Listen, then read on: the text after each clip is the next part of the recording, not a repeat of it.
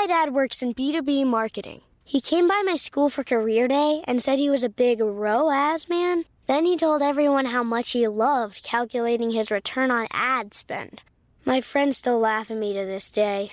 Not everyone gets B2B, but with LinkedIn, you'll be able to reach people who do. Get a $100 credit on your next ad campaign. Go to linkedin.com/campaign to claim your credit. That's linkedin.com/campaign. Terms and conditions apply. LinkedIn, the place to be, to be. Move your career further, faster in just 2 days with a Harvard Professional and Executive Development Program. Advance your leadership skills, craft smarter business strategies, build your network, and transform how you work and think to keep your career moving forward. You'll earn a certificate and can add Harvard to your resume with Harvard Professional and Executive Development. Learn more at professional.dce.harvard.edu/Spotify. Hey, I'm Ryan Reynolds. At Mint Mobile, we like to do the opposite of what Big Wireless does. They charge you a lot, we charge you a little. So naturally, when they announced they'd be raising their prices due to inflation, we decided to deflate our prices due to not hating you. That's right. We're cutting the price of Mint Unlimited from $30 a month to just $15 a month. Give it a try at mintmobile.com/switch. $45 upfront payment equivalent to $15 per month. New customers on first 3-month plan only. Taxes and fees extra. Speed slower above 40 gigabytes. See details. Upon her second return from the night court, Feyre is met with the peak of Tamlin's desire for control. Her jealousy and anger reveals more of Feyre's latent power until it reaches its breaking point when Tamlin traps her in the Spring Court Manor. To save her from herself, Feyre is whisked away by Mor and Rhysand to the night court, where Feyre demands she not be left behind once again. Not fully aware of the implications, Feyre agrees to a vow of secrecy in order to accompany Rhysand to his home in Velaris. Here, Feyre discovers the hidden gem of the Night Court and must face a decision of whether she will work for the most powerful High Lord of Prythian or face the wrath of her friends in the south.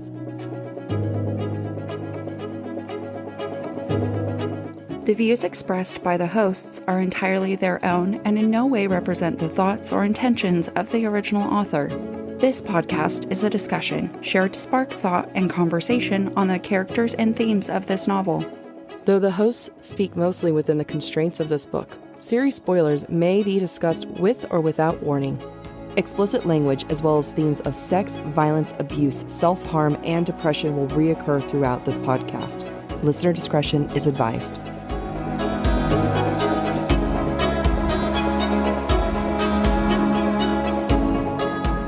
Welcome to Book Talk for Book Talk, a podcast where we deep dive into the writing of your favorite novels. This season, we are exploring Sarah J. Maas's most beloved novel in the Court of Thorns and Roses series. This is Jac. And I'm Amy. This week, we're discussing chapters 12 through 15 in A Court of Mist and Fury. A question that we ask ourselves this week is, what does it mean to have a fresh start? Themes we see in these chapters include thresholds and doors, as well as the loss of home.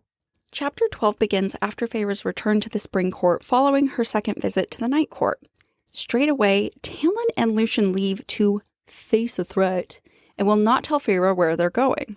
A really unfortunate pattern has developed here. We know Tamlin is going to search for a way to break Feyre's bargain with Rhysand, because that is how Tamlin defines protecting Feyre. But that's protecting her body, and in a way protecting his right to own her. This is not how Feyre wants to be protected. Call her crazy, but being owned isn't really the ideal way of being protected. No. I mean, there's other ways that I think any girl would prefer. Sure. I would say, don't protect me if the threat isn't there. The thing is, the threat is there. Like, Hybern is there. Yeah. You're right. Protect me, but respect me. Yeah, don't own me. Yeah. Feyre calls the manor a house. Quote, during the first week back, I wasn't allowed out of sight of the house. This is signaling to us as readers that this well and truly is no longer her home. She has had enough. They leave Ianthe with Feyre, and Feyre is so confused by what her presence is supposed to accomplish. Quote, Ianthe returned to keep me company. Protect me. I don't know. Feyre knows that Ianthe doesn't have any powers and knows that Ianthe is just a symbol. But at this point, Feyre is now giving Ianthe more power and authority in her own mind. Which is kind of ridiculous. It's Ianthe. Like, she does nothing. Except stand there and look pretty. Yeah. Does Tamlin sense that Feyre has had enough? we learned that, quote, the semi-permanent gaggle of spring court lords and ladies at the manor had been dismissed. Tamlin may have done this for Feyre's comfort because subconsciously he knew she didn't like having these friends around. Or maybe Tamlin's ability as High Lord to maintain his own power has been called into question, and he sends them away to hide his shame. What do you think, Jack? Great question. In order to answer your question, I'm going to go on a very long journey. Okay. And then if everyone sticks with me, I still will barely have an answer. Okay. Okay, so coming back to your question, is this his own shame or for her comfort? I'm split here for a number of reasons. First, let's dissect the rest of this quote. To continue with that quote, lords and ladies at the manor had been dismissed, along with their personal servants. I was grateful for it, that I no longer had to run into them while walking the halls of the manor or the gardens, and have to dredge up memories of their names, personal histories, no longer have to endure them trying not to stare at the tattoo. So we never actually see these interactions. Feyre hardly hints to them, and this is the first time that she's put this much detail into her daily living. Since we don't know how she interacts with them, it's hard to say for sure what Tamlin actually knew. But for the sake of this discussion, let's say that this is a writing technique that Sarah J. Maas is implementing by having Feyre not talk about it, and it's not actually SJM feeling like it's too much to add. Feyre is likely avoiding these lords and ladies the same way that she's ignoring talking about them. For a character, Feyre is very vivid in her descriptions, and by not talking about it, we can surmise that having them all around is adding extra trauma to Feyre. The next quote has so many double meanings that I want you to think about two ways of how to interpret this. One would be Feyre feeling bitter and understanding the end of the relationship. The other one is for her hurting for Tamlin. Quote, I knew Tamlin had liked having them around, knew some of them were indeed old friends, knew he liked the manor being full of sound and laughter and chatter. Regardless of how Feyre is interpreting it, Tamlin has removed his friends, which likely took a toll on him as well. It's really, I would say, a matter of shame for him, maybe not trying to hold his own power together, but he's doing this for her, even because it's hurting him too. I think, if that makes sense. Okay. So he's not sending people away because he's ashamed that he can't break the curse. It's more that he is trying to be sympathetic to her feelings. I feel like that's the case only because granted, the only piece of evidence I have there is the fact that he actually likes having people around and he's sacrificing this for her. Mm-hmm. It could totally be an ego thing too. I don't know. Yeah, it's actually really hard to tell. Yeah, because we're all getting this from Feyre's point of view and all we're seeing are his reactions and what it means for her. Right. Maybe we will never know. Until we get the Tamlin POV. If that ever happens. So it's important at this point to note that Feyre observes that Tamlin's friends all talked to each other like they were sparring partners, pretty words making sharp-edged insults. Now, this doesn't seem much different from Rhysand's friends in Inner Circle, as we will see in next week's episode. Does, then, Feyre reject Tamlin's friends because she is not capable of respecting Tamlin and therefore anyone he associates with? Another great question, Amy. How about we look at it a little differently? I think it's Feyre not respecting her relationship with Tamlin. Feyre doesn't respect Tamlin, and honestly, I don't think she's respected him since Summer Solstice in the first book. But she also doesn't respect what they went through together. It wasn't honorable, and it caused her a lot of pain. And ultimately, it's Feyre not respecting herself. How can she even try to get to know these people when she's been an utter disappointment to herself? Interesting. That's an interesting take. So her self-hatred basically is getting in the way of her making any relationships. New relationships, at least. Yeah, I'd say so. Which then, by the time she starts making relationships with Rhysand's inner court, you can tell because the self-hatred's on the road to recovery. At least there's an open path to recovery. Mm-hmm. There's a path now, versus now there is no path. Well, and we'll get more into that next week. Mm-hmm. When Feyre sees Ianthe take Tamlin away to the study upon his return to the manor, and when Tamlin allows himself to prioritize Ianthe over Feyre, Feyre sees red. Feyre sees red hair, Lucian's hair. We were starting to see some separation between the color and her trauma. But when Feyre gets stressed or feels unsafe, red becomes associated with amarantha or blood. I also want a side note here. She calls Lucian her friend 2 more times within less than 2 pages practically. She's trying to find a connection to literally anyone, and she's also trying to claim a bit of stability if she can. That's a really good point, because what we see next is Feyre getting angry and jealous, and this moment is a reflection of Tamlin. These are emotions that she attributes to him. And so it is natural that her first exhibition of shapeshifting is, quote, not into talons of shadow, but claws that had shredded through my undergarments time and again. I love, but also find that it's so crazy that these talons are not remembered as weapons that protected her, but as tools that stripped her. I got a question for you. Shoot. Is Feyre referencing Tamlin's claws that shredded her undergarments, and she's thinking of that because she's watching him with Ianthe and is feeling a little jealous? Or has she been ripping apart her own underthings every single night because every night her trauma is getting harder to hide from? I always read it as Tamlin's talons. I've never thought of it as her talons, but it's an interesting thing to think about that, you know, is this actually the first time that her talons have shown up? Mm-hmm. I don't know. I would say that she's had talons probably privately before. Does she not tell Lucien that it's her first time? I don't think so. Well, we can figure it out later. My book's right there. I can't reach it. I closed it. So I can't tell you what page, but Feyre does tell Lucien that it's her first time that the talons have ever come out. But we also know that she's an unreliable narrator and that she lies on the regular basis. So I don't know. I think it could be that she's seen them before. I like to imagine, yes. But at the same time, she's watching Tamlin and Ianthe, and there's definitely some jealousy there. It would make sense for her to link talons, which are a sexual thing for her, in that moment. Oh, good point. The talons are a very sexual thing for her. Yeah, they're supposed to rip through undergarments. Yeah. Gross. Is it? It's dangerous. I don't need to be skewered in the heat of passion. But what if you like it?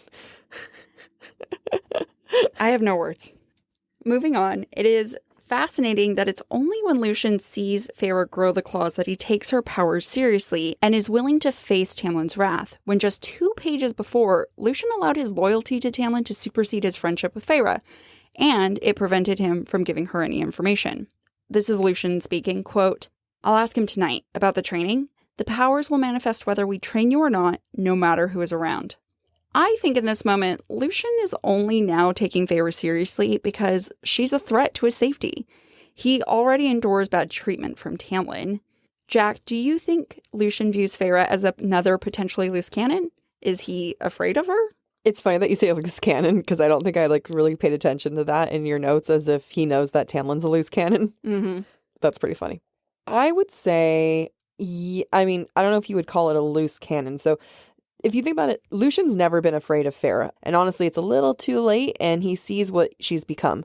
I think Lucien reacts like this because he's still Tamlin's man through and through, and he's starting to see a potential threat of power. I think it's instinct urging him on to protect Tamlin, really. That's a great point, that in some ways Feyre's a threat to Tamlin and Tamlin's authority, and therefore train her to tame her. Yep. Or get rid of her. Lucien, little bitch boy's got to be there for Tamlin. Always there. Instead of accepting her powers or demanding again that she be trained, Feyre chooses to sleep.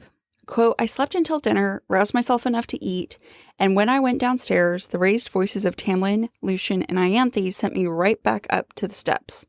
From here on out, Feyre is going to continue to use sleep to avoid the things that make her feel anything. This, I'm sorry to say, is a clear sign of depression. It is also Feyre's way of avoiding her powers, keeping herself safe from Tamlin and the other High Lords who would kill her or use her for them. Either way, Feyre is being like Tamlin. She's either shape-shifting into him or ignoring the problem altogether. During the exchange between Tamlin, Lucien, and Ianthe, the priestess alludes to the fact that Feyre may be stolen by other High Lords to bear their children. It's here that Feyre compares herself to an animal in her own way. Quote, my stomach turned over at the implication that I might be stolen and kept for breeding? Surely no High Lord would go so far. I would argue that that's the only reason why Tamlin has kept Feyre around. Remember what he said to her during the tithe? Ew, it's really gross. It is really gross. I just don't love it. Don't love Tamlin. No. What's crazy is the difference between Tamlin and Rhysand. So Tamlin assumes that he's going to have kids with Feyre, versus Rhysand eventually tells Feyre that he would be honored to have kids with her if that's what she wanted. which I think is the respectful thing to do. I mean, yes, you should always like be begging, like, yes, I want you to have kids, but like your choice, your body. Right, exactly. It's her body, but Tamlin is treating it like it's his body. Like she's a mare to be bred. Yeah, which, not cool. Towards the end of this exchange, Tamlin also treats Lucien very, very poorly, to the extent that Feyre thinks, quote, I didn't want to know what was happening in that room, what he'd, Tamlin, done to Lucien, what Lucien had even looked like to cause that pulse of power. I wonder if this is a moment that shifts Feyre's view of Lucien. Has he gone from being a facilitator of abuse to an abusee? And does she have empathy or sympathy for him in this moment? So I think because Feyre considers Lucien a friend, she would aim to be sympathetic or empathetic towards him. I think that's in her nature, is to be sympathetic to others. And as we've proven time and time and again, she is very confused about the definition of friend. He is not one. And so, yeah, I think she would go out of her way to understand him. I think that's a really good point. And I think that's actually also a really important setup for Wing and Ruin and how she feels like she needs to take Lucien with her. Can't remember. I haven't read that one forever. Do you think she needs to take him? Or is he just like following her along? We haven't read it and analyzed it. We haven't read it in so long. We'll analyze them later. Yeah, we'll think about it later. Another day. So the way that Tamlin lets Ianthe talk to him, get in his head, and ultimately he lets her sway his decision, and it is extremely toxic. I can't stand Ianthe and the fact that Tamlin lets it happen, but you know what it reminds me of is Paradise Lost by John Milton. So Paradise Lost is an epic poem, and it tells the story of Adam and Eve's fall from grace and being kicked out of the garden. The Garden of Eden is supposed to be this forever beautiful place that's perfect, similar to the Spring Court. Now, in this poem, the serpent is whispering in Eve's ear to bite the apple of knowledge, truth. But rather than Eve, aka Feyre, I would argue that Tamlin, aka Adam, is the one who is going to bring them the fall from grace. So it's a role reversal of Adam and Eve and who Satan is actually trying to tempt here. And who's Satan in this instance? Ianthe, because she is evil. But I have a thought. Oh, yes. She gets called, Rhys thinks of her as slithering like a snake later, too. She is. She is the snake. She is the snake. A snake. A slippery snake. Okay, so a little bit more evidence, I'm going to say, that Tamlin is like Adam, is that when Adam thinks that he and Eve are about to be separated, Adam says, you came from my body and therefore you belong to me. And if you're going to die, I'm going to die. That's obviously not what he said. It is closer along the lines of, if death consort with thee, death is to me as life. Like, no, I don't need to read you guys the whole thing, but that is giving me some big Tamlin vibes, big Tamlin energy. That needs to be a bumper sticker. BTE, Big Tamlin energy, and it's not good. It's not a great thing. No. I love that you bring this up. It might feel like a stretch for some people, but I really do see how Ianthe is the snake and Tamlin is kind of their fall from grace, the cause of it. This whole ownership thing is gross, but also really prevalent throughout literature. So I totally see the connections. Yeah, I think we should just like get rid of Ianthe. Like you and me. Get in there. Take her out. What a crazy thought. I know. Let's go inside the book. And cut her and out. Just like destroy her. I have not like had this kind of reaction towards a character in a book in a long time where I wonder if something's happened to me in the past. This probably speaks to my own jealousy issues. Very early 20s Jac there. May she rest in peace. You are a new improved Jac. I am a new improved Jac. I'll bring flowers to her later. What is sad about this scene is that Feyre has been working on reclaiming her power. Even if she is unwilling to recognize her magical abilities right now, she's reading books. And she even went to go eat before she heard the exchange with Tamlin, Lucien, and Ianthe. After the exchange, Feyre goes back to her bedroom and doesn't eat at all. So once again, she's giving her power to Tamlin, Ianthe, and their perceptions of what is right for her based on what is best for them. Which is just shitty. Another way to read this, though, is that Feyre doesn't eat because she doesn't feel safe. Until this point, we've only really seen her eat in the Night Court. Yup. Good call out. And I would say that's intentional. Dare we say that's intentional? Yes, 100% we dare. We dare. After this scene, quote, Tamlin didn't seek me, Feyre, out that night. This is the first and only time that we get a reference to Tamlin no longer having sex with Feyre until Feyre is later isolated in the cabin after she's found out Rhys is her mate. So, sorry. I just realized something. We haven't talked about that chapter yet together, but I know when we were doing our initial read, both of us were like, well, that's a convenient fact that you left out there and didn't bring in. But now that we're talking about this, I wonder if her losing her sexual connection to Tamlin, or the fact that he doesn't seek her out, because the way she describes it is, he didn't seek me out. mm-hmm. I think that's her believing that's her shame. Because their connection was sex. Mm-hmm. And even the last couple times they had sex, she was just kind of laying there like a body, but at least he wanted her that way. Mm-hmm. So I think she doesn't mention it any more times, because if that's his love language, he stopped seeking that out, I think for her that might be shameful in a way. I think so too. I mean, the way it's phrased, it makes it sound like she's undesirable, Mm-hmm. which obviously well, it might be in her own head, or maybe it's not. Maybe it's true. Do you think she's undesirable? I don't know. She's looking a little rough. She's not the most healthy at the moment. That's true. I mean, later it's like purple stains underneath her eyes. Yeah. And he's like, ooh, baby, yes. Yeah, let me. I was going to say something really inappropriate, and I'm not saying it. We can edit it out. We're going to edit out what you say, but we're going to have me reacting in all this part. Okay. Yeah, that's not going in there. No. You know, another way I think we can look at this is that Tamlin is withholding sex from Feyre as a way to control her, since her powers are starting to manifest in a way that he can't control. Going back to what we were kind of saying, Jack, last episode you said sex used to be their safe space and that it's always been how the two communicated. Now, this situation is just another way that they're lacking communication, and Tamlin is withholding information again. Yeah, definitely. Tamlin also seeks comfort in sex with Feyre.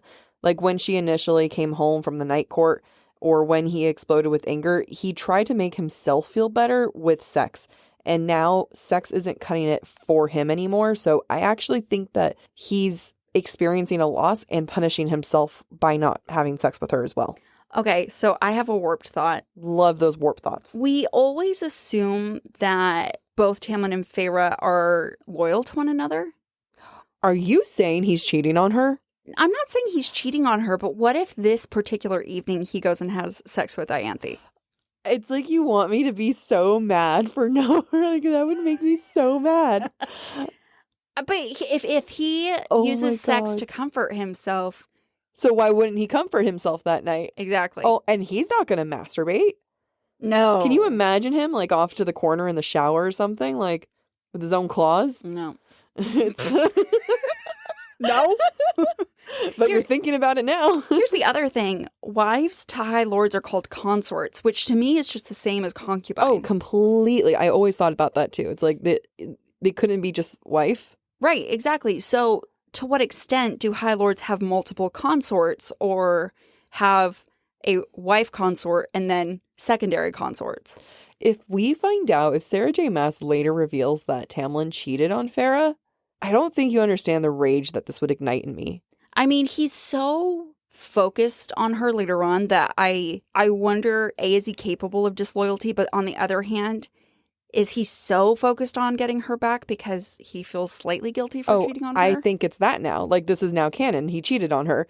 It would make sense for him to become super obsessed with her because he has to get her back because he lost her, and he's lost her in other ways. He never accuses her of cheating on him. And I would say that if someone is a cheater, they typically accuse their innocent partner of cheating on them. That's true. Because they get paranoid. That's true. So maybe he hasn't cheated, but fuck, man, if Tamlin cheats on her, Rhys-Anne, go ahead. Get rid of him. Take him out. I don't know why I'm so mad at this. Like, that was his one redeeming quality, is that he's loyal. Oh, no. To a fault. I ruined it for you. I mean, he was always ruined for me. I don't know where this lustful side for Tamlin has come out these last few episodes. I regret everything. So now we reach the end of chapter 12, and we finally come to this last scene of Feyre's life at the Spring Court.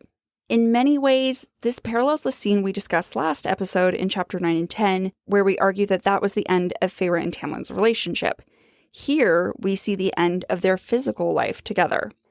Feyre says please while trying to convince Tamlin to take her with him to give her information. She thinks when she says it, quote, "I'd never hated a word more." So one question I always ask myself when I read this is, does Feyre hate the word please because she's proud, or is it because that's the only word Tamlin said to Amarantha as Feyre was dying? I love this so much because, yeah, what Feyre hears as she's dying is Tamlin begging. That, of course, that would be triggering. Right? Never want to say please again. Never trust that word again. No, not at all. You make a point later on this episode about please. That's also like, oh, I'm very future chef's kiss. Future. Not yet. Future. We also see the recurring image of doors and thresholds here. Quote, "He slowed to a stop just inside the towering oak doors, so lovingly restored after Amarantha's cronies had trashed them." I love that Sarah J. Maas put this here because remember that the smashed doors in Thorns and Roses signaled the end of a chapter of Feyre's life. Here, the smashed doors from when Tamlin was taken under the mountain have been replaced by Tamlin with new ones, as if putting on new doors could restore the facade of his relationship with Feyre pre-life under the mountain. And it's considered lovingly. I know. It's like stroking the door. Yeah. Like he strokes her. Yeah, I know. Well, I mean, it's kind of like he put on this happy facade. Like initially when they came back, when he proposes to her, it seemed like it was like a happy facade versus the stressful facade it ends up becoming. And I think that that's the same way, like with those doors. He lovingly puts up this fake door up. Yeah.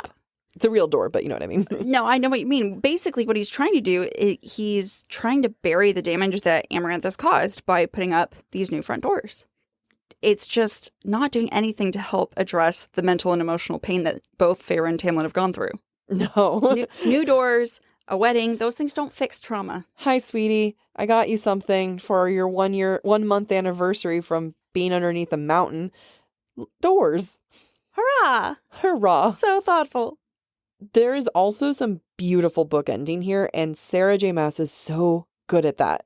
As we said, Tamlin enters Feyre's life by breaking down a door for her poor little hovel, and now he's leaving her by slamming one shut. Fucking amazing, Sarah J. Maas. Genius. Hope you one day listen to this. Chef's kiss. Chef's kiss. To your point, Jack, when Feyre attempts to follow Tamlin, she approaches the threshold of the manor, but she's stopped before she can cross it. I spent some time thinking about this threshold and what does it represent. And I wonder if Tamlin had let Feyre cross it, would it have been a new level of intimacy in their relationship?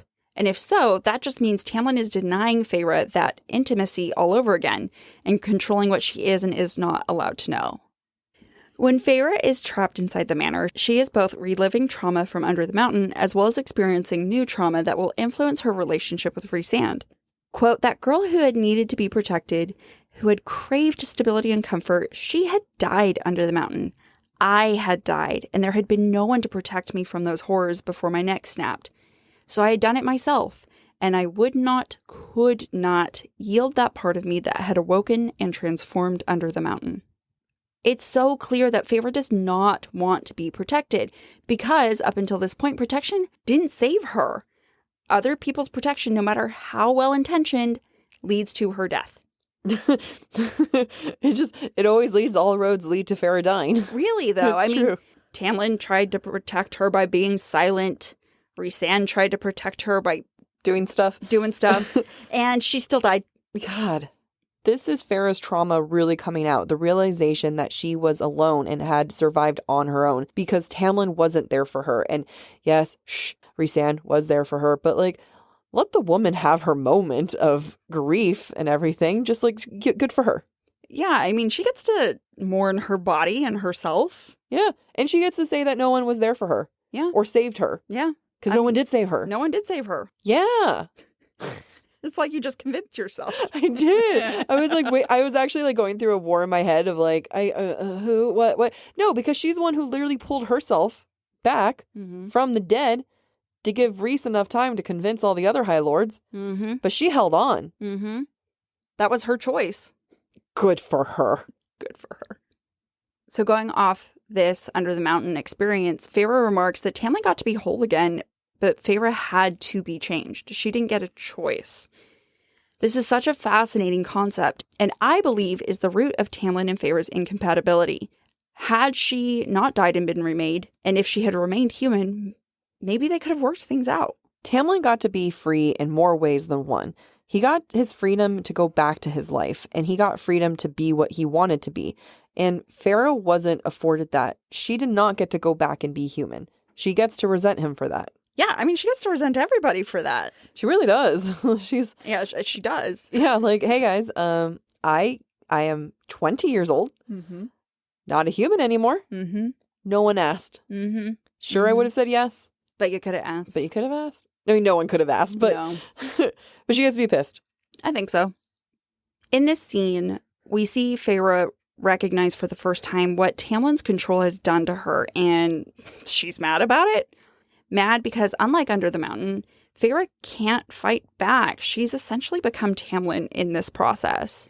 Quote, "And I had not learned about my powers. I had let him convince me not to learn those things for his sake." So the first time that I read this, and maybe other people read it the same way, I viewed it as her putting the blame on him, as if she's given up responsibility. And when I reread it, I could really see just how vulnerable of a moment this is.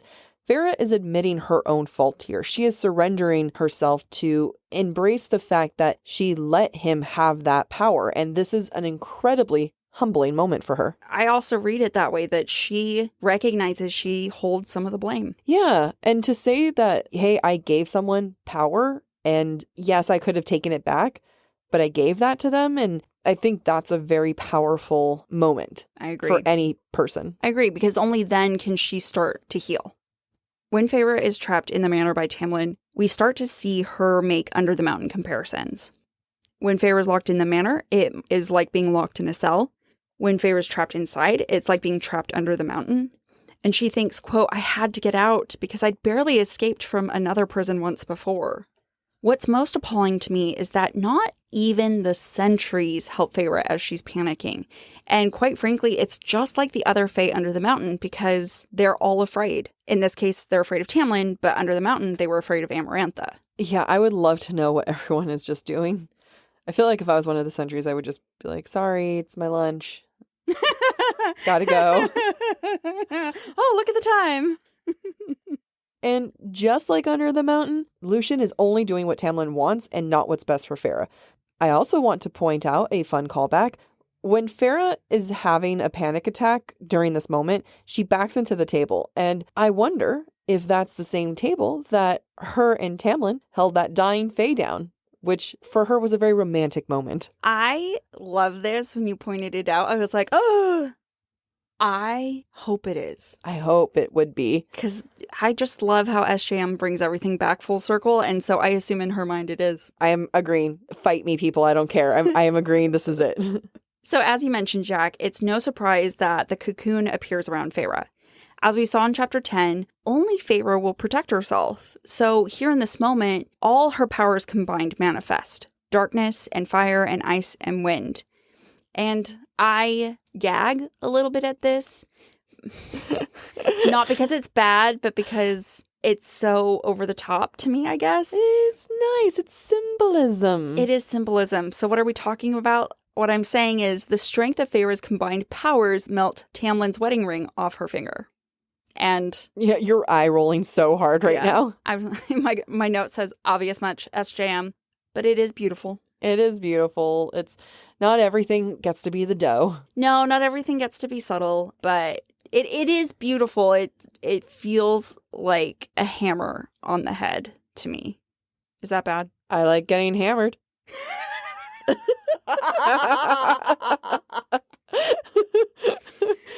I can't tell if that was alcohol or sexual. I kind of saw it both ways. That's fair. I mean, but wouldn't it be nailed if it was sexual? Look, I'm a whole toolbox, baby.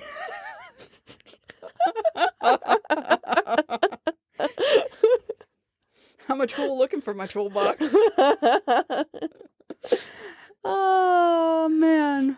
We have not been drinking, I promise. I know, this is a very sober episode. So when Moore comes and takes Feyre away, Feyre reacts negatively to being picked up by a woman's body since she thinks it's Amarantha. And it's actually not surprising when you think about the females who have been around Feyre this whole time. Also, one of those females who've been around Feyre this whole time is Alice. Screw you, Alice, for never actually caring about Feyre. And then suddenly, now that Feyre's about to be taken away, it's like, oh, please take care of her. I honestly think this is just another clue that Alice was never supposed to exist. One of our interviews, I believe it was with Sid, she said that she always felt that Alice was supposed to be one of the Fae that Feyre stabbed. Yep. And it's true. I don't think, who is this person? I don't know. Alice should be dead. Agreed. Moore tells Feyre that she's free. Not safe or protected, but free. This is where I begin to cut Moore some slack, and even though she's not besties with Feyre just yet, she's able to understand Feyre and her needs at that moment. Also, this is the first time Feyre has been told that she's free, and is actually free. Her entire life, she's never been free, or told that she's free.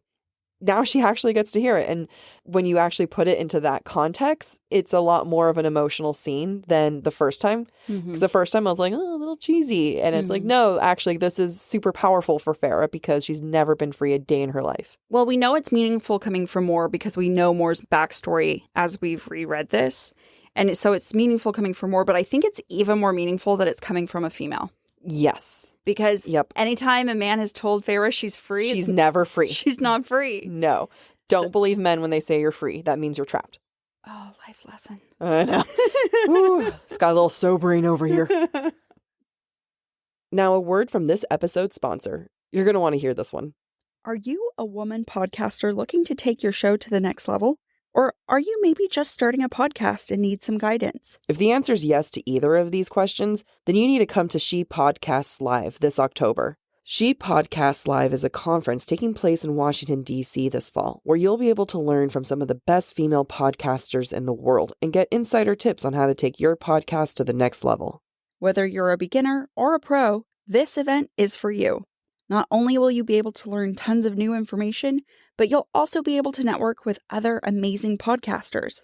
Something we love about She Podcasts Live is that they're committed to bringing a diverse and inclusive lineup, and their team works hard to make sure those chosen are 50% women of color, LGBTQIA+, or both. They also highlight industry experts and leaders in the space, so attendees are exposed to the women at the top. Register now with the code BTBT for $50 off your registration. Find all the details at shepodcastslive.com. Chapter 13 opens with Feyre waking up at dawn in the Moonstone Palace. The symbolism, like the ring melting off, feels a little bit straightforward here, but I'm going to call it out anyway. It is the dawn of a new day in Feyre's existence and circumstances, even if she doesn't feel any hope for that new existence. It is important that she wakes up in a place that is open and that she is, as Moore said in the last chapter, free.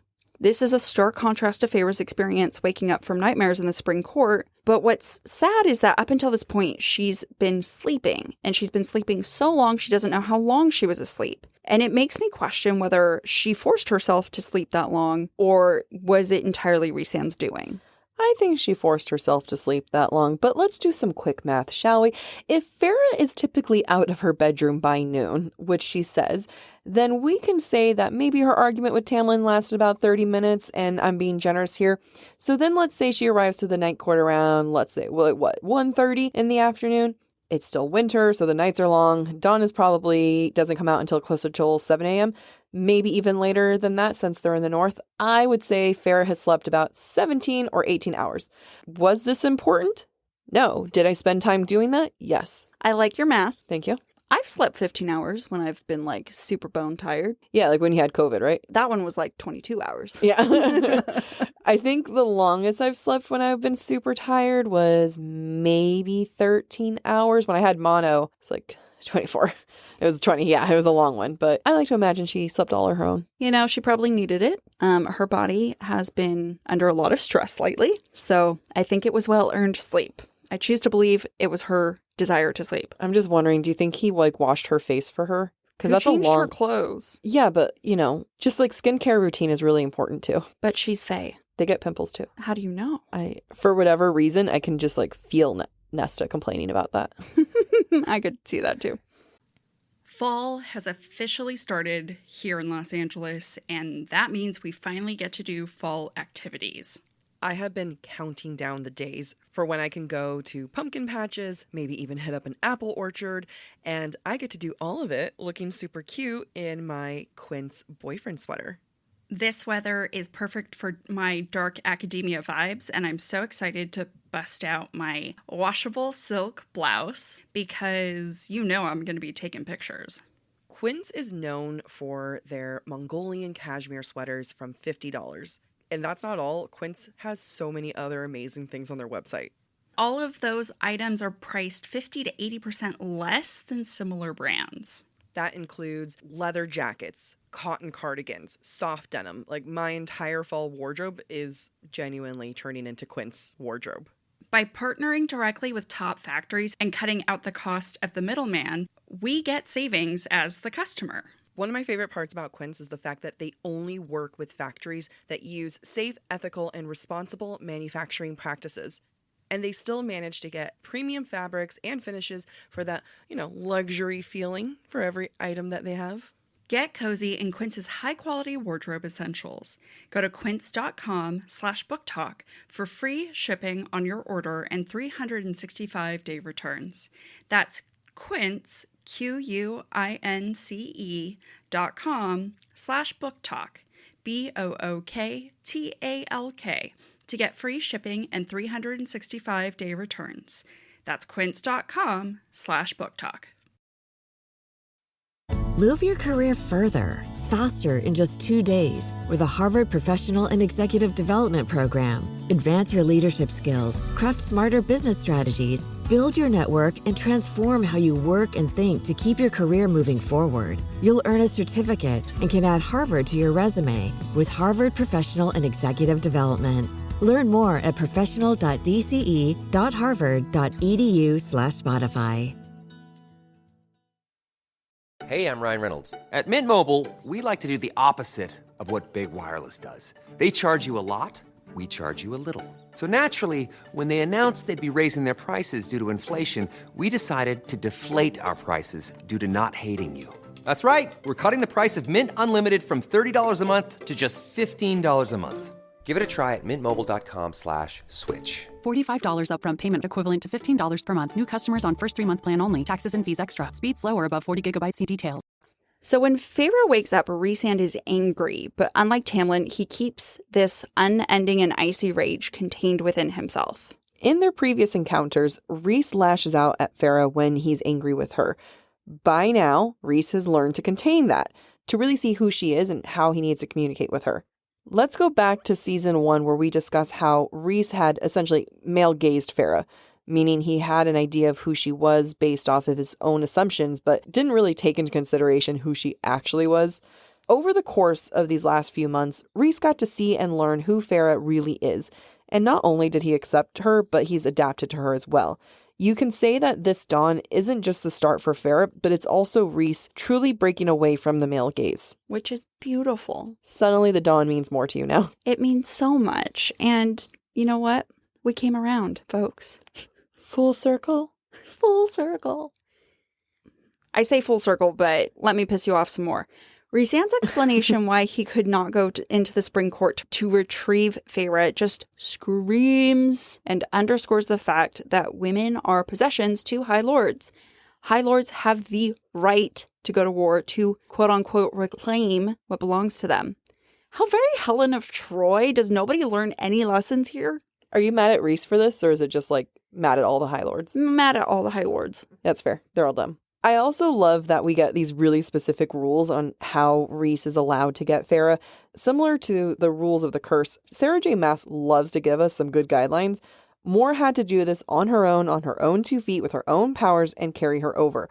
I also love the idea of Rhys just pacing around the summer court next to the field of strawberries, because when Feyre wakes up, or when she's there, she can smell strawberries. And I don't know, I just imagine him in this like glittering sunlight, beautiful area, and he's dressed in all black, just pacing around like, where are they? I can see that too. I actually like that image. But going back to Moore's powers, it's interesting, everyone always asks us questions about what do you think Moore's powers are? Mm-hmm. And all we really know is that truth is her power. But we also know that she's so powerful that when her power came of age, the mountain shook as if she was like a high lord. Right. We also know that she knocked out the sentries in Tamlin's estate to get Feyre, because Rhysand tells Feyre that. So unless she spoke some truths that knocked them off their asses, I just, don't know. She just like walks up to them and be like, guess what? She really doesn't love you. And then goes to the other one. Guess what? Your hair does look stupid. She just like comes over dropping truth bombs left and right, hurting people's feelings until they leave. And then they pass out. Making a left turn here, Feyre's constant avoidance in sleep is now accompanied by a state of emptiness. She thinks, quote, "The question settled in me like a stone sinking to the bottom of a pool. There was such quiet in me, such nothingness." Feyre is going to dwell on this emptiness a lot, and this hole that she feels in herself is going to become a struggle to fill it the rest of Mist and Fury. Feyre says she has nowhere else to go, and the reality of her situation is really dawning on her, and it's by the making of Tamlin. This is a tactic used by abusers in domestic violence situations, by having their victim feel like they're trapped and have nowhere. In the previous chapter, I acknowledged that Feyre hated saying please to Tamlin. As you know, my theory is that Feyre hates saying please to Tamlin because that's all Tamlin said to Amarantha when Feyre died. Here, Feyre doesn't like the idea of asking Rhysand for anything or getting free handouts because Feyre doesn't like to be a beggar. We know this because when she lived with her family, Feyre chose to hunt instead of begging even though she was only a girl of 11. She would rather work than ask for anything. This is Feyre's old trauma coming back, the idea of begging. Whether it was for her or her father begging, it tore at Feyre. The idea of going back to that lifestyle is terrifying for her. It's also super sad that she doesn't even consider her going back to her sisters as an option. Like, she could have just hung out there with them. Ultimately, I think the concept of begging reminds Feyre of her human life and just how weak she was, not just in strength, but in circumstances. It's such a great point. I think it's important then that Rhysand asks Feyre to work for him, even if she doesn't really work in the way that we might define, because it definitely comes across as Rhysand paying his inner circle to be his friends. But at the same time, Rhysand takes advantage of what he knows of Feyre to convince her to work for him. I think it's really funny every single time I read this where it's like, Feyre was hired to be the emissary for the humans. And it's just like, what does she do? Nothing. She doesn't really get the crown. No, she pisses from them off. Yeah. Like, eventually in Wing and Ruin, she earns her keep. But she's, like you said, just being paid to be friends with Rhysand. Yep. And eventually paid to be his lover. I'll take that job. I think a lot of us would. The idea of begging can also explain why Feyre chokes on the word please when she uses it toward the end of this chapter with Rhysand. Feyre doesn't like asking for things. It doesn't help that everyone thus far has demonstrated to Feyre that the word please holds no value to them. Amarantha didn't listen to Tamlin when he used it. Rhysand didn't listen to Tamlin when he used it. Tamlin didn't listen to Feyre when she used it. Therefore, please is an empty word. Everyone, let's give Amy some snaps. Good job, Amy. Love it. Brilliant. Thanks. Continue. It is vital then that Rhysand agrees to take Feyre with him when she uses the word please. It influences Feyre's relationship with not only the word, but also the idea of asking for help when she needs it, which we've seen so far she is terrible at doing. And really, again, this just shows how Rhysand has grown to understand Feyre. And here you thought we were going to rip Rhysand apart all 15 episodes. No, at least like 10. We're giving him a break every 4 episodes. We're like, the thing is, we're only analyzing what Rhysand gives us. And that's right now, he's giving us growth. While they're still in the Moonstone Palace, Rhysand once again gives Feyre tea like her first visit to the Night Court, and she accepts it without question. By the way, Feyre really likes her hot drinks. Remember molten chocolate with Alice used in Thorns and Roses? Yeah, same. Get it. I understand that. Yeah, I do too.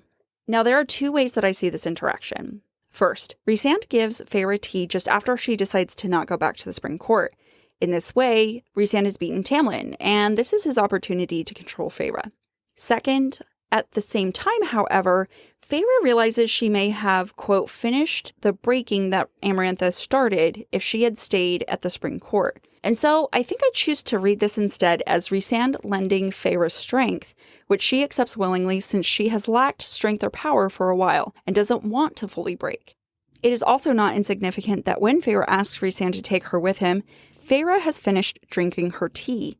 Despite how tired she is, she doesn't want to be left behind any longer and is willing to say what she needs. I am probably reading too much into this, but I'm choosing no. I'm choosing that I'm reading the right amount into this. I always thought that the flavor of the tea was a very peculiar choice, peppermint and licorice. So I did some research by Googling one thing, and mint symbolizes virtue, while licorice means sweet root. Sure, is this Sarah J. Maas's favorite tea combo? Maybe, but I really want to believe that this shows Rhys is offering Feyre a chance to regain her virtue and morals. I think that's really interesting. I also think this ties in a quote from that chapter where he says to Feyre, "Stay here for however long you want. Stay here forever if you feel like it." And I just want to say, you're a little desperate, Rhysand. Thirsty. So thirsty. Then Rhysand tells Feyre that they're going to Velaris. And I don't know how I feel about him grinning at her when he says this. So creepy. So creepy. Yeah. On one hand, it's cute. He's excited that he gets to take her with him. On the other hand, the only way I see it in my mind is this creepy, predatory smile.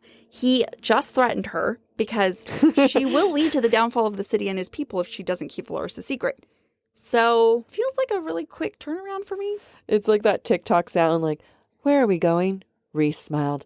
"To Velaris, the city of stars." When in actuality, it's like, "Velaris, my white van. Come with me, little girl." Eyes glinting. So creepy. It is. One call out to a detail I liked in this chapter, quote, "And the calluses of Rhysand's hand scratched against my own fading ones." This is such a great little detail that Sarah J. Maas includes, and it shows Rhysand has calluses from fighting because he's been wielding his power since leaving Under the Mountain. At the same time, though, Feyre is out of practice, and she's been locked up by Tamlin so long that her calluses have faded. And side note, I don't ever remember a detail being mentioned of Tamlin having calluses. What if Tamlin has like those gym gloves to help you not get calluses? I respect it. I understand it. You know, you gotta keep a nice smooth hand. That's right. He is a high lord after all. He has a lot of handshaking to do. Yeah, exactly. People have to be impressed with how soft they are. So the chapter and this first part of Mist and Fury ends with Feyre arriving with Rhysand to the townhouse. More importantly, however, is that this house was a home that had been lived in and enjoyed and cherished. I'm sorry, but how does Feyre know from the scant descriptions that we get that this is a home that's been lived in, enjoyed, and cherished? My money is the smell. I feel like you can immediately know what a good home smells like, even if though you've never been there before. Like, it's a good smell. Your place has a good smell. Oh, thanks. It doesn't smell like dog all the time? Maybe that's why I like it.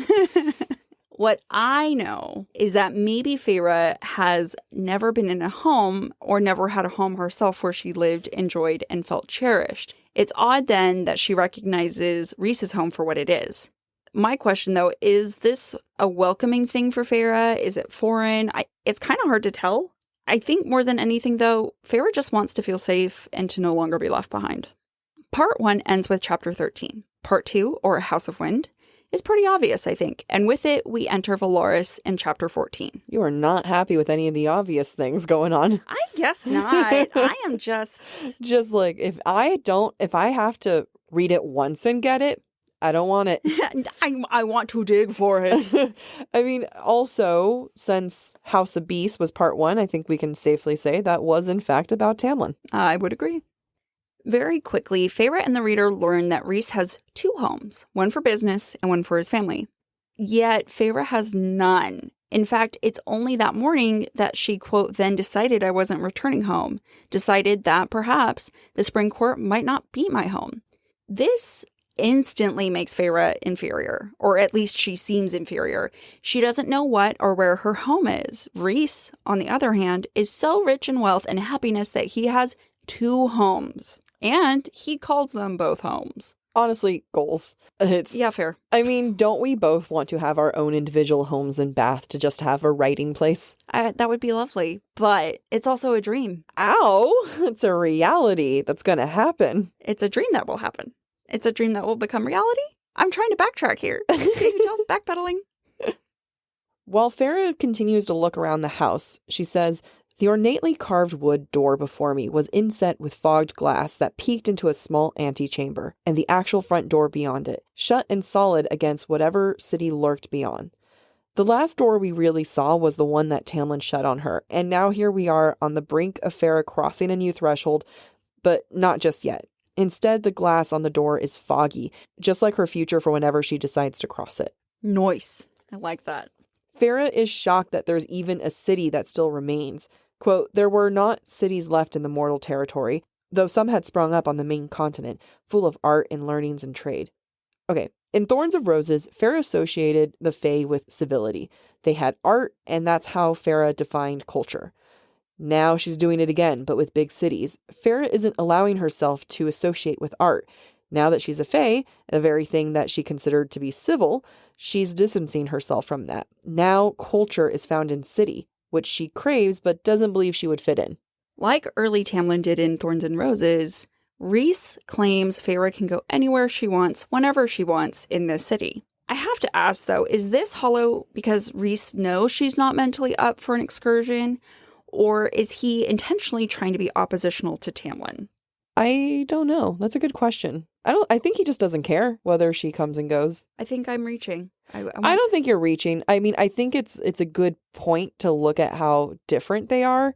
That being said, I don't doubt that Rhys has purposely done things that he knows is opposite of Tamlin. Mm-hmm. What those things are, I don't know. That's why we're calling every single one of these moments out. He had an edge. Like, he learned from Tamlin's mistakes. Yeah. And I think he's naturally a better guy than Tamlin, but he's definitely using what he knows. He's not going to have information and not use it, which is why I have to ask the question. Yeah. I mean, we're going to have to ask that every single time because one of them, for sure, he used it. Oh, yeah, for sure. What I find humorous / not humorous is that in this moment, when Rhysand tells Feyre that she can go anywhere she wants, it's kind of hypocritical since Rhysand tells Feyre she needs to go take a nap right away. I mean, he happens to be right. I can't be mad at a man who encourages a nap, but it's also messed up that he made her rush and get ready in 15 minutes just to be told, okay, you can go to bed now. Remember the bath? It was a great bath. Let her have the bath. Right. Or let her come here and then take the bath or the shower. Something. It was like, who gets ready in 15 minutes? Not me. Not me. I could not do that. It's cruel. It is cruel. In this scene, when Rhys starts to feel a little playful, excited for Feyre to interact with his friends, Feyre says, quote, there was light in his eyes. It made him look younger somehow, more mortal. Mortality means youth because, mortals die young. But it also shows that Rhys might have that mortal heart that he praised Feyre for. I like that way of looking at it. I never looked at it that way. Did you look at it as like a creepy old man smiling at her? No. Hello, little girl. No, I think I saw it as Feyre projecting herself onto him. Because one of the things that they love to do together is to play, as we're going to kind of discuss in future episodes. And I don't know. Maybe I didn't think enough about it. What percentage older is he than her? Oh, we did this math. He's 25 times her age. Wow. Just think about that, folks. Little girl. Before Feyre goes up for her nap, we get our first hint of the inner circle as she retreats. I find it entertaining that the first thing Cassian and Mor want to know is whether Rhys has food for them. On one hand, this shows a casualness that Tamlin never demonstrated with his courtiers, not even Lucien. On the other hand, if food is power, this is showing us that Rhys is sharing power. Love that. I also want to take a moment to comment on Feyre's bedroom in the townhouse. Remember, the environment reflects Feyre herself. The bedroom is predominantly white, symbolic of a clean slate or new beginnings. However, there are hints of sage. If you recall earlier chapters, green has always been symbolic of the spring court. I think this bedroom represents Feyre starting over, but she has not completely purged Tamlin and the spring court from her system. Note also that so far everything in the night court has been decorated in white. This is going to be in stark contrast to Rhys's bedroom in the Court of Nightmares, which we will see in a future chapter. Here, Feyre asks questions about Velaris, and Caradwyn and Nuala are cagey about this. Now, yes, Feyre has a reaction, and she assumes that Rhysand is the one who's hiding this information, similar to Tamlin. But what I think is important here is that this is the first time she assumes something about Rhysand being similar to Tamlin. And this opens up a path for her comparing Rhysand to Tamlin, which she does throughout the book, and even Rhysand calls her out on it. It's a great point. Thank you. Sneaky. I didn't tell you that one. You did not tell me that one. I think what we're also seeing here is that people around Rhysand respect him, which Feyre's not really accustomed to. Because no one respects her. Or Tamlin. Yeah, but also no one respects her. Also true. Feyre also demonstrates an anger toward Velaris in this moment. She's angry that it's whole while other places are in ruins. In my mind, ultimately, Feyre is angry that things were preserved when she was made to die and remain broken. So my question is, does she see Tamlin and Velaris as one and the same in some ways because he got to be made whole? And if so, Feyre is misdirecting her anger right now. I think it's how Feyre views herself and Rhysand. Feyre is broken and Rhysand has it together. But just like Rhysand, the city is not without its pain. I think that's a good point. But also, why are all the men whole and Feyre's not? Give me some whole females. That would be great. That would be fan-freaking-tastic. Like, maybe Amryn. No, but she wants to go back to her true form. I mean, in all fairness, none of the men are whole either. They're just faking it. That's true. Yeah. That's true. A true male fashion. Right. Upon waking from her nap at the start of chapter 15, Feyre goes on what may be one of the greatest adventures of her lifetime up until this point. She goes and sees a city, something she has never seen in the human realm or in Prythian. We see Feyre approach another threshold here.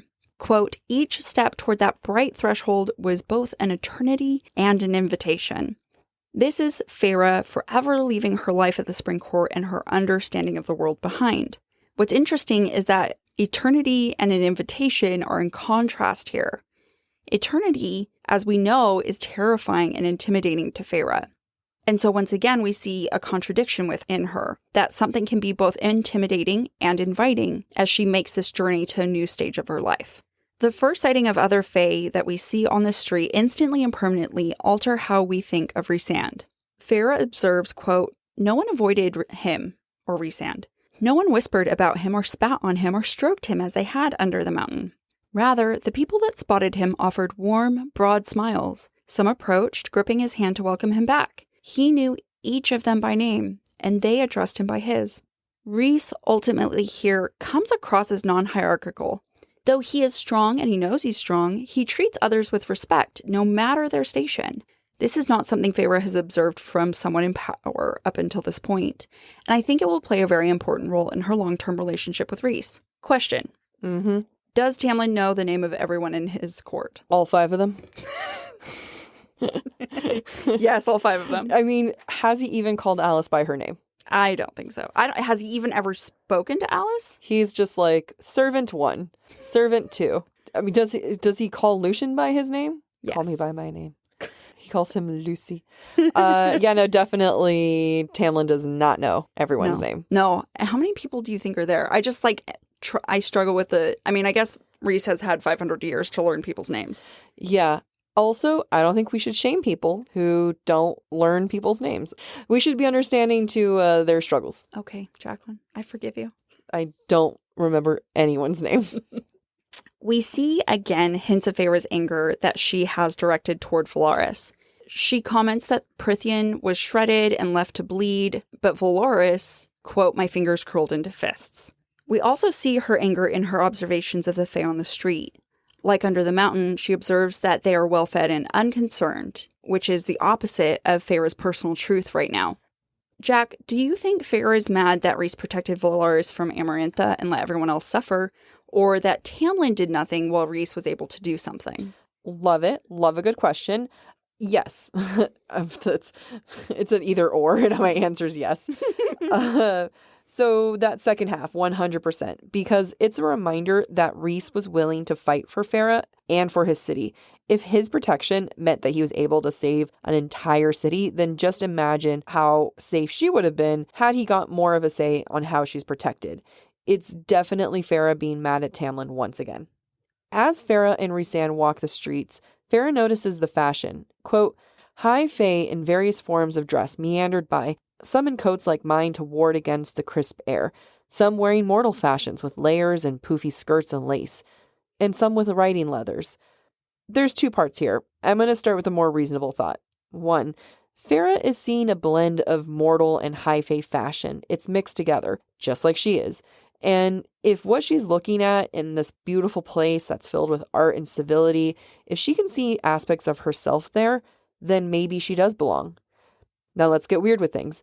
These 3 fashion types represent the different parts of her. The high fae coat, like the one she's actually wearing, means her current state. The mortal fashion, similar to her sisters. And the riding leathers, because she's a huntress or because she keeps being compared to a horse.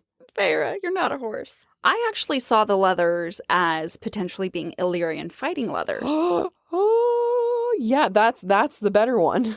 So that was my thought. I'm agreeing to that. Despite being in a city, Feyre continues to feel empty, and for the first time, she really acknowledges that emptiness within her as she visits the palaces and the rainbow within Velaris. As she sees the different fabrics and the colors and the windows of everything around her, she feels nothing. There is no color or light or texture that lives within her anymore, and instead it's been replaced with a prison cell. So this is a double-edged sword. On one hand, it's great that she's able to recognize these things that she once appreciated, since that hasn't happened in a while. On the other hand, though, it does remind her of what she doesn't have and who she no longer is, and that's kind of a painful experience for her. So to avoid the pain, Feyre avoids the things she once wanted and uses exhaustion as an excuse. Feyre's trauma doesn't stop at observations of light and color. Her body is weak, and when she got mad at allowing Tamlin to let her be weak in Chapter 12, I think she unlocked a part of herself that is constantly angered by her weakness. We see this when she's walking up the hill with Rhysand. Quote, "Rhys led us up the steep street, my thighs burning with the movement. Had I become so out of shape, so weakened? I stormed into a walk, my legs so damn thin, so useless, burning with every step up the steep hill." Same. One of the stops that Rhys makes during his walk with Feyre is to buy Amren jewelry. When I first read this, I thought it was his way of making Feyre jealous, to have her know that he was there shopping for another woman. And honestly, I still stand by that. But I also think it shows that Rhysand is just as careless about jewelry as Feyre is. It doesn't mean anything, and that's why he's able to buy it for Amren without care. I wonder, though, does this also make him as careless about jewelry as Tamlin? Ho ho ho. Because Tamlin buys Feyre enough to wear something new every day. Oh. Just a thought. I like the thought. Around the same time, it's revealed that Amren and Mor are strong, and that they serve as Rhysand's second and third in command, respectively. Feyre is shocked by this, which reflects how sequestered Feyre was in the Spring Court and how little Tamlin thought of women. Let's talk about that for a second, shall we? Can we name a single woman that Feyre has ever respected up until this point? No. Like, literally none. So the fact that Feyre doesn't hate women and isn't horrible towards women and is willing to make a new friend is pretty great, and I'm proud of her with that. I am too. I would just be jealous. Oh, I would be like, they're mean, I don't like girls, they're full of drama. And it's like, no, Feyre, you're the problem. You are the problem, Feyre. But she's willing to have female friends. Yeah, that is good for her. She is more mature than her 20-year-old self should be. Mm-hmm. Or at least that more mature than my 20-year-old self was. So continuing on the theme of women in power, as I mentioned, when the Inner Circle visited the townhouse, Rhys is the most powerful High Lord. However, those who share his power are irreverent, sarcastic people with personality, not people who demonstrate power for the sake of being powerful. I think Feyre finds it fascinating that power looks different here, and maybe for that reason alone, she is willing to meet with the Inner Circle to get a glimpse for herself who they are. As we go into this next section, trigger warning, we will be discussing thoughts around suicide. When Feyre thinks about dying and it being a mercy to be ended, Rhys reacts by, quote, "A broad hand gripped my face, gentle enough not to hurt, but hard enough to make me look at him. Don't you ever think that," Rhysand hissed, his eyes livid, not for a damn moment. Now, if we only got this scene and it ended here, I think we would see how it dances so much with being problematic. Let's not be aggressive towards women with suicidal thoughts, just saying. I think Rhys has developed a pattern of that. I don't know why he thinks it's a good idea to just like get in her face and yell at her. When she's in pain. Yeah, like she's suicidal thoughts. It's just not the way you do it. No. Let's not grab women. No. Let's avoid that, shall we? That is the hill I would die on. Not grabbing women? Yeah, No. Support that. But then Feyre jumps into Rhys-Anne's mind, and she sees herself in that moment. And that instantly has us, the reader and Feyre, forgiving him and moving past this moment. In a moment of true power, she sees that rage and grief has eaten her alive. She has become the food, but isn't the power. Tamlin was part of her rage, and he was the one who feasted on her. So dark, but so true. Hard left now. Twice in this chapter, Feyre thinks about how other people perceive her for the power she has or things she's done, and not for who she is. While she's out with Rhys, no one looks at her in the street, and she assumes it's because city dwellers don't care who she is. When Rhys-Anne tells Feyre that she's a Daemati, she thinks, quote, yet another damn title for people to whisper as I passed. First of all, Feyre, you're a little full of yourself. But I also think it's more than that. I think it's about her trauma, and Feyre resenting having another title. By gaining titles, Feyre is separated from others, and her otherness or foreignness is called out. And at the end of the day, it only really reminds her of one thing, and that is that Feyre had to kill to gain those titles. I also don't think anyone would be whispering Daemati towards her, because no one would know. Feyre, the whole point is to keep it a secret. Also true. People don't whisper as she walks by, Sagittarius.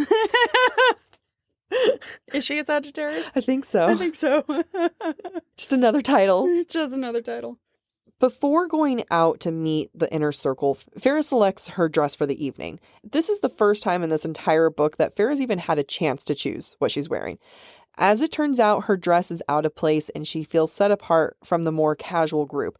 Yet this is a result of Feyre living in the spring court. But you can also say it's Feyre trying to be something she's not.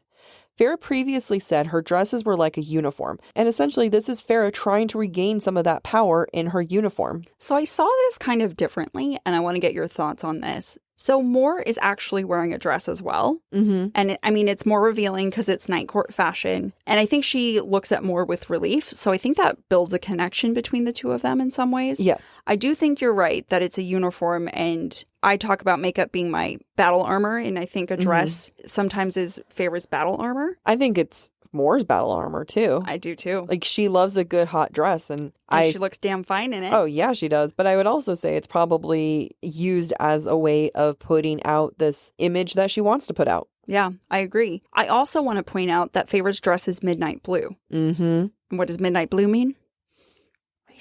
I was like, Taylor Swift songs. No, I saw it more as an attempt at assimilation. That by wearing midnight blue, which is a color that maybe she associates with the night court or with Rhys, she, I think, has already made up her mind that she's going to join Rhys. I feel like that's probably a better interpretation. Throughout the last scene of this chapter, where Rhys flies Feyre from the townhouse to the House of Wind, we see from Feyre's perspective how Velaris is a treasure, despite her best efforts to be bitter about how Velaris was protected when Feyre wasn't. Let me read a couple of quotes. Quote, the stars themselves seem to hang lower, pulsing with ruby and amethyst and pearl. And another, quote, Velaris was a rippling velvet blanket littered with jewels. This is very reminiscent of the jewelry shops in the palace that Feyre observed earlier in the day. I have a question. Sure. Since Feyre doesn't place value on jewels, does that mean it shows that she doesn't have value on Velaris? Oh, such a good question. Mm-hmm. You're right, because she really doesn't place value in jewelry. And I think that lends itself to the argument that I want to make that eventually, not now, but eventually Feyre is going to fall in love with Velaris and be one of its protectors.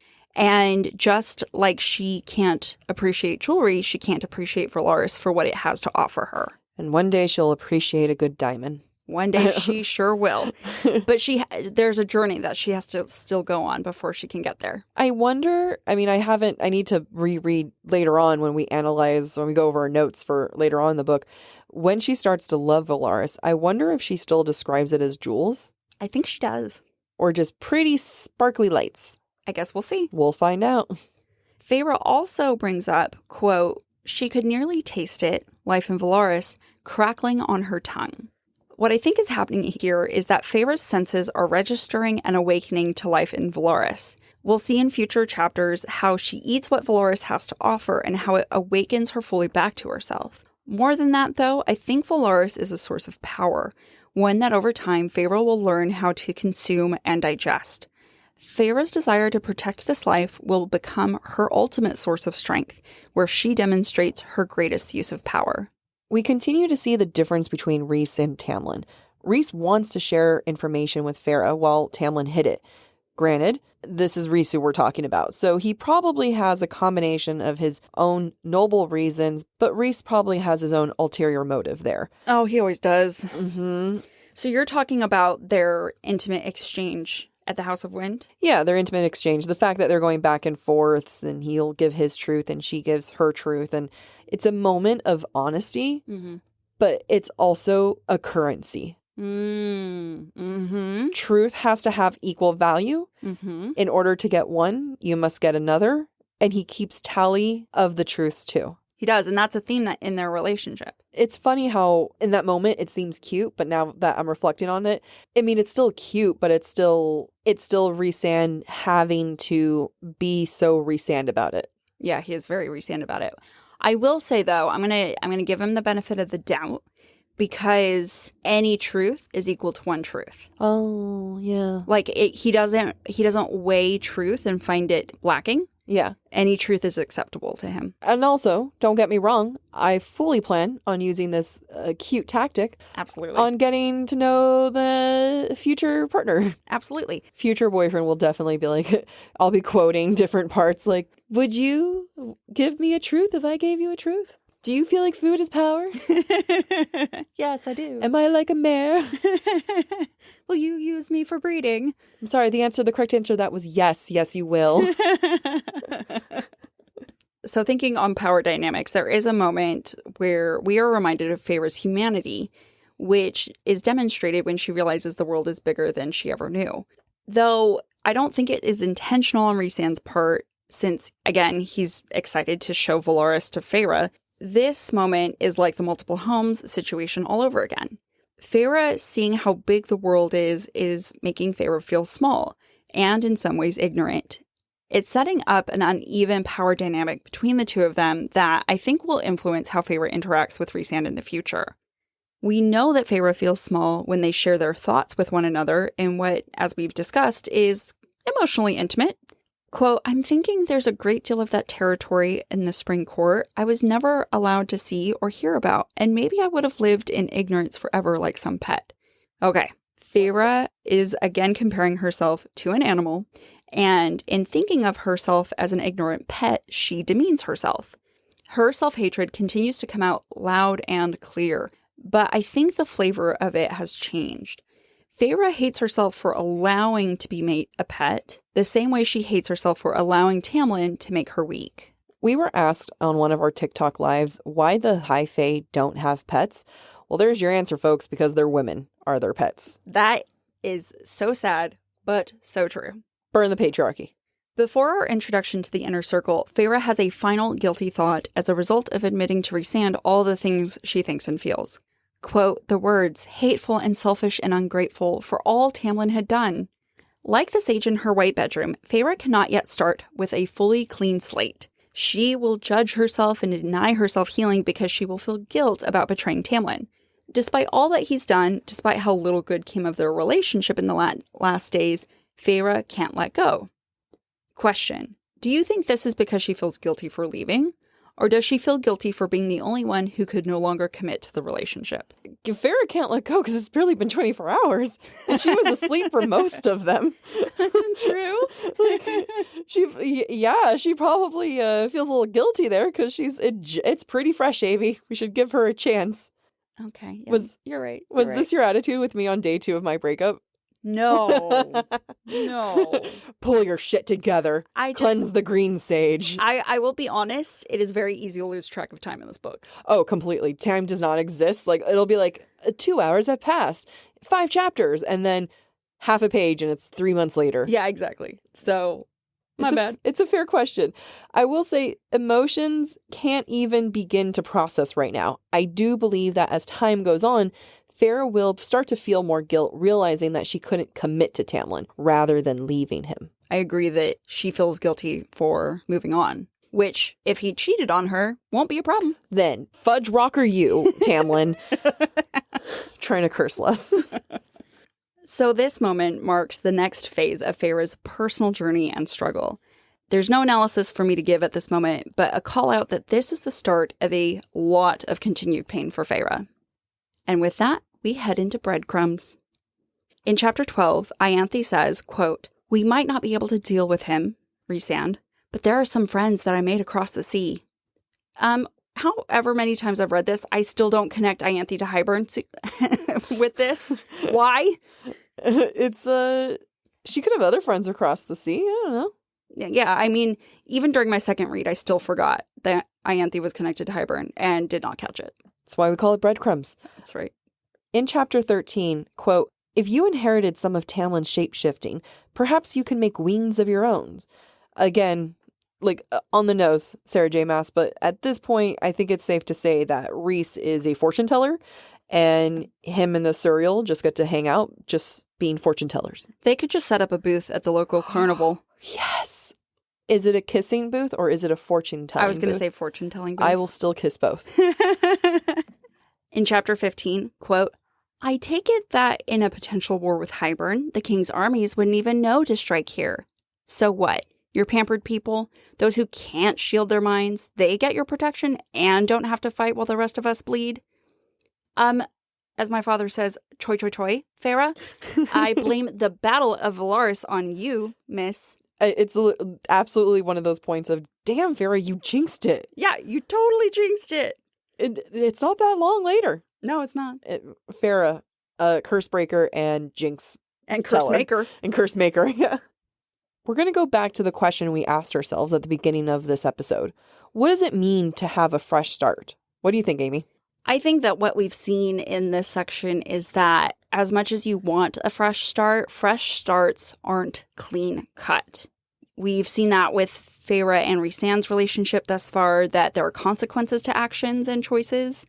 And we see with Feyre that no matter how much a clean start is necessary, sometimes guilt lingers and you have to work through the trauma to be able to earn that fresh start. One thing I said to you while we were preparing notes a while ago, so you may not remember this, was that part of the reason why I really loved this book extra during this round is that it's a breakup book.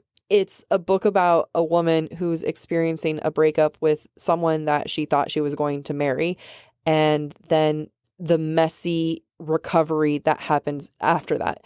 And it's not always montage of getting a new hair. I mean, she doesn't get a new haircut, but like, it's not like a movie montage situation and suddenly she's better. Fresh starts are fresh, but you have to rebuild from there. Mm-hmm. And it's a lot of work and energy to have to rebuild. I agree. And this book is about Feyre doing that work to be able to have the relationship she eventually has with Rhysand. And she does do the work. She does. God, I love you, Feyre.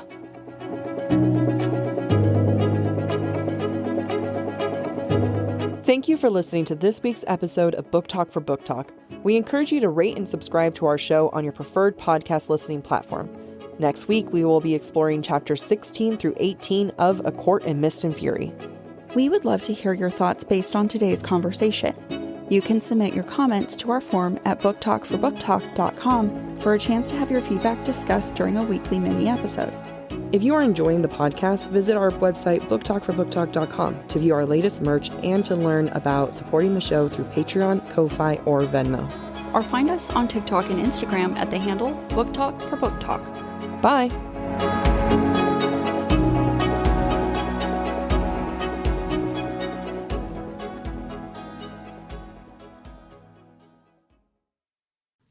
Fall has officially started here in Los Angeles, and that means we finally get to do fall activities. I have been counting down the days for when I can go to pumpkin patches, maybe even hit up an apple orchard, and I get to do all of it looking super cute in my Quince boyfriend sweater. This weather is perfect for my dark academia vibes, and I'm so excited to bust out my washable silk blouse because you know I'm going to be taking pictures. Quince is known for their Mongolian cashmere sweaters from $50. And that's not all. Quince has so many other amazing things on their website. All of those items are priced 50 to 80% less than similar brands. That includes leather jackets, cotton cardigans, soft denim. Like, my entire fall wardrobe is genuinely turning into Quince wardrobe. By partnering directly with top factories and cutting out the cost of the middleman, we get savings as the customer. One of my favorite parts about Quince is the fact that they only work with factories that use safe, ethical, and responsible manufacturing practices. And they still manage to get premium fabrics and finishes for that, luxury feeling for every item that they have. Get cozy in Quince's high-quality wardrobe essentials. Go to quince.com/booktalk for free shipping on your order and 365-day returns.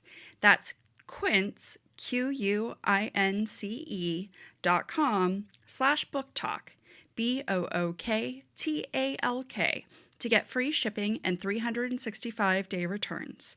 That's quince.com/booktalk. Ryan Reynolds here from Mint Mobile. With the price of just about everything going up during inflation, we thought we'd bring our prices down. So to help us, we brought in a reverse auctioneer, which is apparently a thing. Mint Mobile Unlimited Premium Wireless. How to get 30, 30, bit to get 30, bit to get 20, 20, 20, bit to get 20, 20, bit to get 15, 15, 15, 15, just $15 a month? Sold! Give it a try at mintmobile.com/switch. $45 upfront payment equivalent to $15 per month. New customers on first 3-month plan only. Taxes and fees extra. Speed slower above 40 gigabytes. See detail.